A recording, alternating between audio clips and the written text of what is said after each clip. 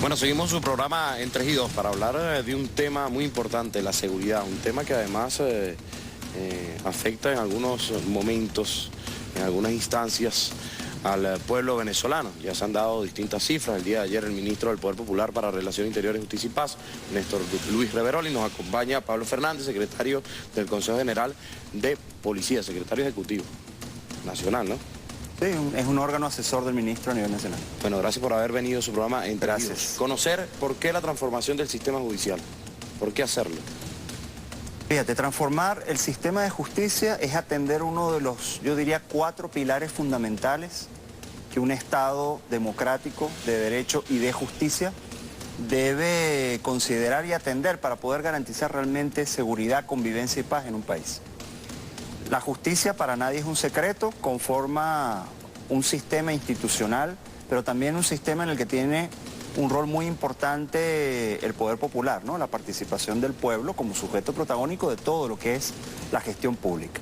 Si nosotros, siendo muy autocríticos, hacemos una evaluación de dónde hemos tenido avance y dónde no hemos tenido grandes avances en estos 18 años de revolución, deberíamos decir que todavía hay más deudas pendientes en el campo de la justicia.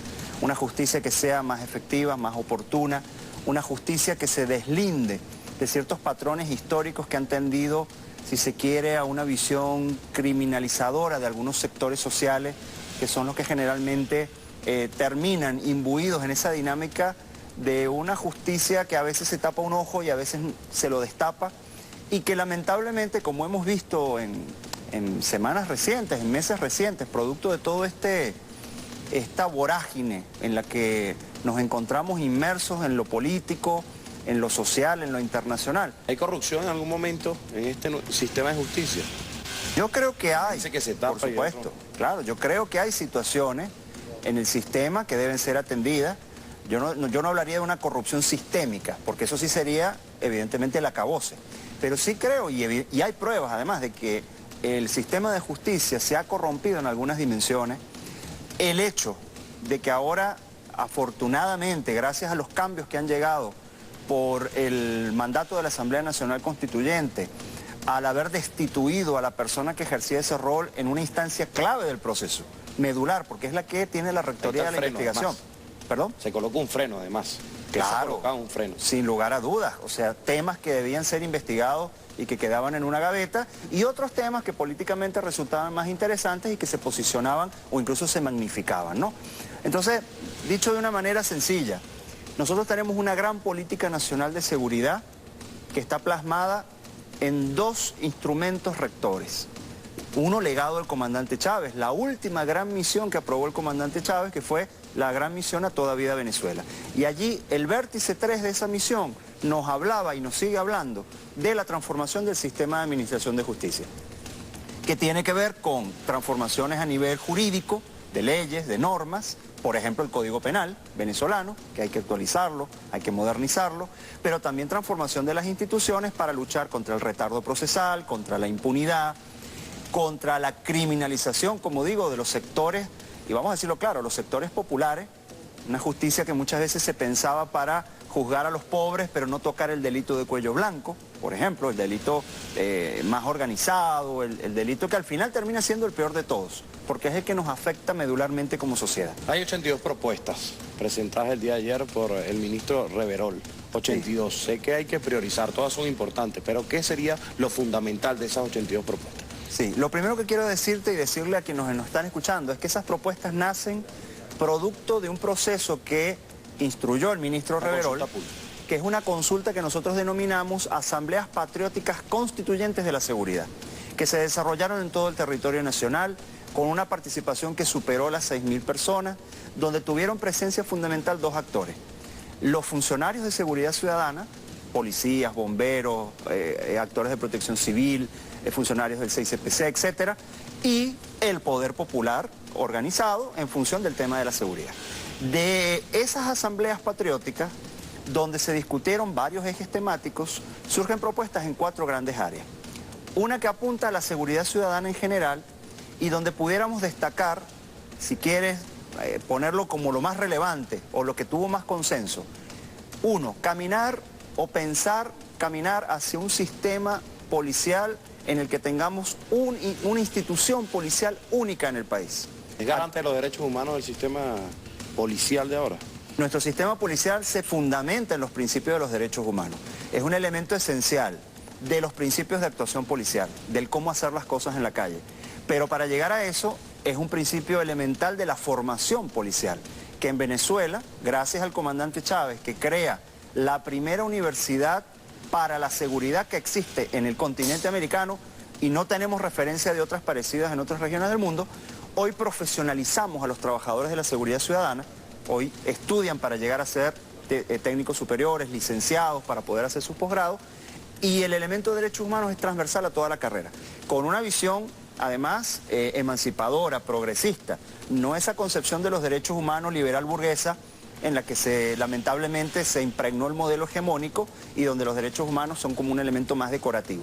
¿Cómo disminuir los índices delictivos? ¿Cómo disminuir el uso de armas de fuego y el consumo de drogas? Decía ayer que tenían que enfocarse ahora en eso.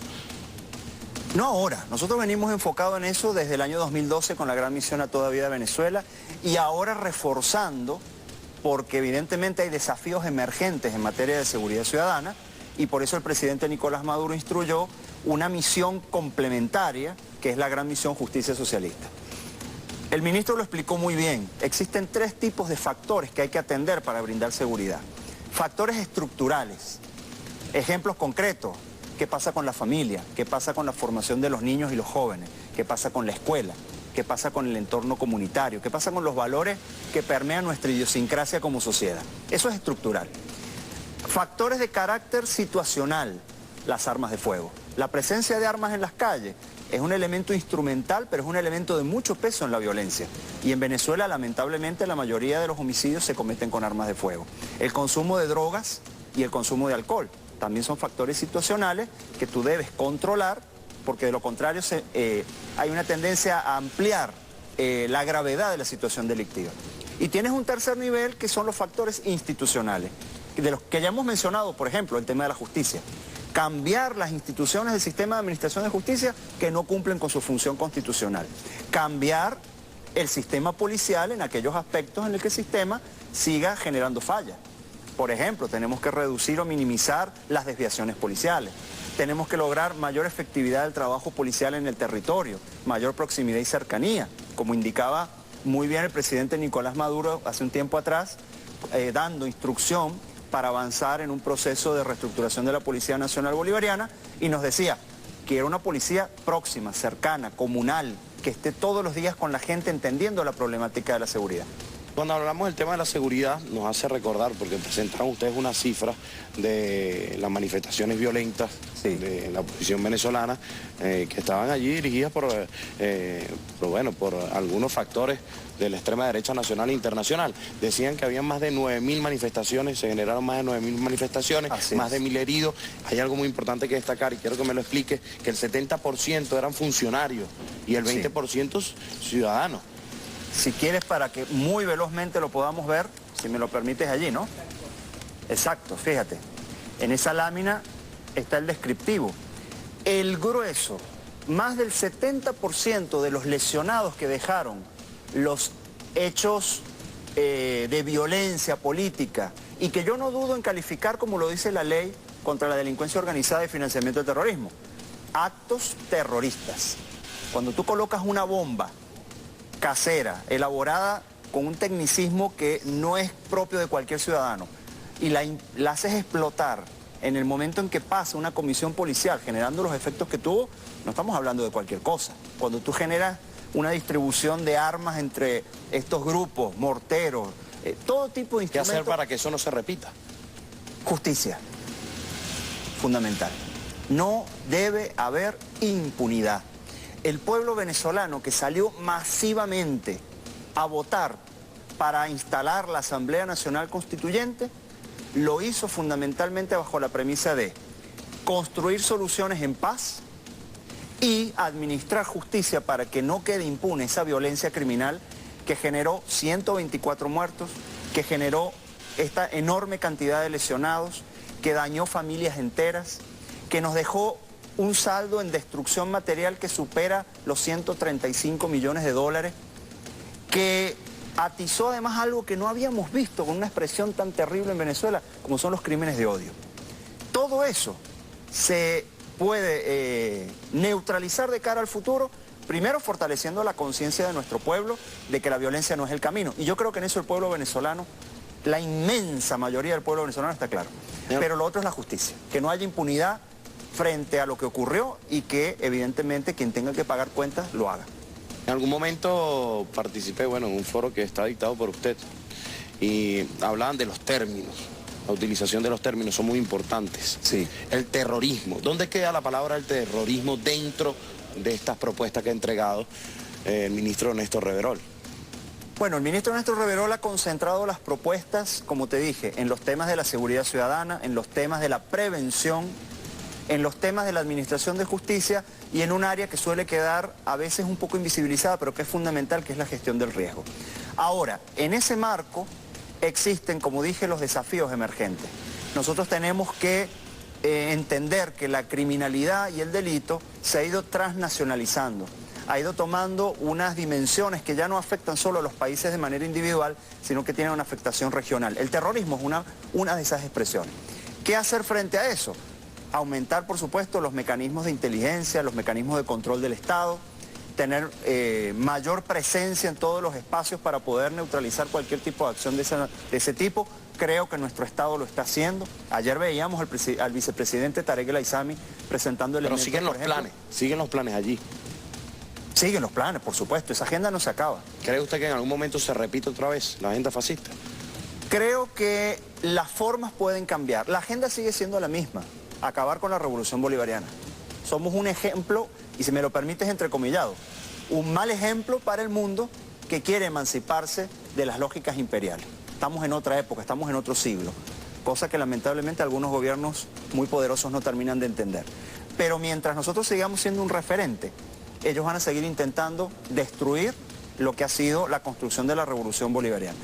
Por eso que no debemos nosotros descansar en el trabajo y en el estar alerta. Ahora, ¿qué pueden cambiar las formas? Ellos desgastaron la calle. Cada vez más drástico. Puede ser más drástico. Bueno, en realidad, una lectura muy personal. Yo creo que frente a la incapacidad y la mediocridad de la oposición política venezolana de derecha y ultraderecha, que se quemó en la calle y que llevó como borregos al matadero a una población que creía en ellos, ahora ya directamente el imperio ha tomado las riendas de su agenda desestabilizadora. Por eso las sanciones de Donald Trump hacia Venezuela, por eso las agresiones en lo económico que se han reforzado y por eso, todo lo que estamos viendo en ese escenario, pero que estamos seguros que vamos a poder neutralizar también. Nos quedan tan solo un minuto. Quiero escuchar rápidamente cuántas personas se están formando, si tiene alguna cifra en la UNES y además qué nos diferencia de esa policía de la Cuarta República. Rápidamente. Mira, la Universidad de la Seguridad forma más de 30.000 personas en todo el país porque tenemos que tomar en cuenta la formación básica, los técnicos superiores universitarios, los funcionarios que están sacando su licenciatura. Es una universidad que nació en revolución bajo un nuevo paradigma, para formar un servidor público de la seguridad, donde el componente político, ideológico, filosófico está sentado en los valores que plasma nuestra Constitución y donde el tema de los derechos humanos es medular. Estamos formando un profesional de la seguridad para atender al pueblo, que respete derechos humanos, pero que además sea técnicamente altamente calificado para poder hacer su tarea. Y por supuesto una universidad que se va expandiendo en todo el territorio nacional y que representa para nuestra juventud una posibilidad de formación muy importante, si me lo permite, ligándolo con el plan de chamba juvenil como una posibilidad de desarrollo profesional y de trabajo para la juventud. Ha venido avanzando. Gracias a Pablo Fernández por haber venido a su programa Entregido. Ha llegado el momento de despedirlo, pero antes vamos a compartir con ustedes una información. Para conocer si fue seleccionado como miembro de mesa, cuenta con estas 3 opciones. Adelante, señor director, el full. Por favor.